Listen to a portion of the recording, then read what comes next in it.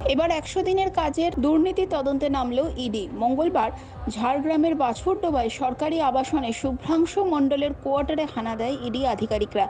ঝাড়গ্রামের মাইনরিটি সেলের আধিকারিক শুভ্রাংশু মণ্ডলের বাড়িতে চলছে তল্লাশি। সূত্রের খবর, মুর্শিদাবাদে কর্মরত থাকাকালীন ভুয়ো জাতিগত শংসাপত্র অথবা ১০০ দিনের কাজের দুর্নীতির অভিযোগে নাম জড়ায় শুভ্রাংশুর। কেন্দ্রীয় তদন্তকারী অফিসাররা শুভ্রাংশুর বাড়িতে ঢোকার সঙ্গে সঙ্গেই গোটা আবাসন ঘিরে ফেলে কেন্দ্রীয় বাহিনী। এমনকি শুভ্রাংশুর বাড়িতে ঢুকতে পারেনি ঝাড়গ্রাম থানার আইসি বিপ্লব কর্মকার।